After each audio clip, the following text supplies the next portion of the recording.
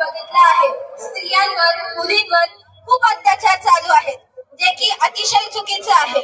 आपले पूर्वज म्हणजे छत्रपती शिवाजी महाराज यांनी मुलींच्या संरक्षणासाठी, स्त्रिया बायांच्या संरक्षणासाठी आतापर्यंत त्या काळी खूप काही केलेलं आहे. पण आताची माणसं, आताचे सगळेजण सगळं ते विसरले आहेत. फक्त सण वार आले की त्यांना तेव्हाच सगळं लक्षात येतं की आपण आपल्यासाठी शिवाजी महाराजांनी भरपूर काय केले आहे. पण इतर वेळेस कुठे येतो हा तुमचा विचार? इतर वेळेस कुठे असतो तुमचा विचार? तुमच्यासाठीच म्हणून सांगते, आपल्या पूर्वजांनीच लिहिलेला हा श्लोक आहे. यत्र नारस्तु पूज्यन्ते रमन्ते तत्र दैवतः, यत्र नास्तु त पूज्यन्ते सर्वस्तत्र फलक्रियः. याचा अर्थ थोडक्यात सांगते, तुम्ही सर्वजण देवांना मानता, बरोबर की नाही? बरोबर. मग हेच स्त्री ही सुद्धा देवीचाच अवतार आहे, मानता की नाही? जर का मानत असताल तर मग कुठे जातो स्त्रियांवर अत्याचार करणारा हा विचार? का होतो स्त्रियांवर, मुलाबाळांवर अत्याचार? हा नाही झालं पाहिजे. यामुळे मुलींना खूप दबावाखाली आणलं जातं. ह्या गोष्टी खूप चुकीच्या आहेत.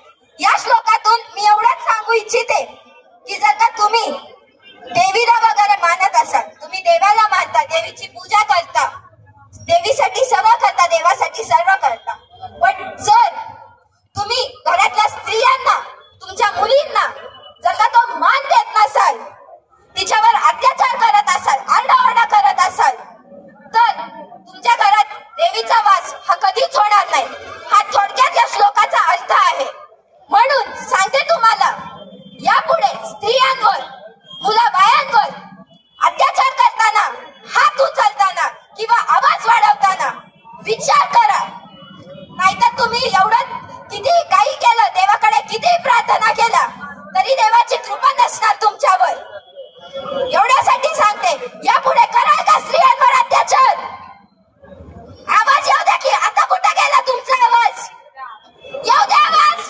करणार का स्त्रियांवर अत्याचार? मग हेच लक्षात ठेवा आणि संपूर्ण जगाला दाखवून द्या की स्त्रियांवर अत्याचार करणं हा एकदम मोठा गुन्हा आहे.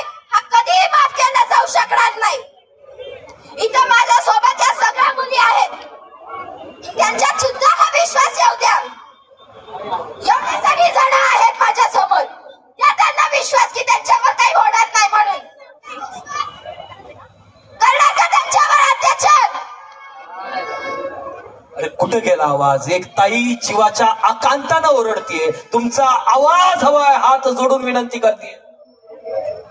येऊ द्या ना आवाज. मागून तर काहीच आवाज येत नाही. येऊ द्या आवाज.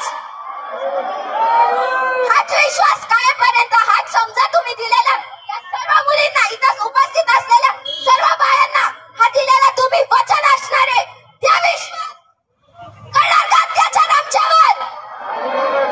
धन्यवाद. जोरदार टाळ्या. हीच आहे जिजाऊ, हीच आहे नव्या युगातली जिजाऊ खऱ्या अर्थानं.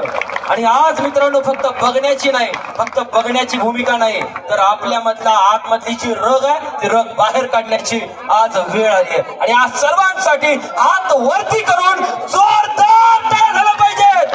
मी मगाशी सांगितलं होतं तेजस भाऊ, आपल्या स्वामी प्रतिष्ठानची दहीहंडीची उंची एवढी मोठी आहे कारण आम्ही कुठल्या सेलिब्रिटीला आणलं नाही. आम्ही कुठल्या सेलिब्रिटीला आणलं नाही. काय तेजस भाऊ, का आणलं नाही? कारण की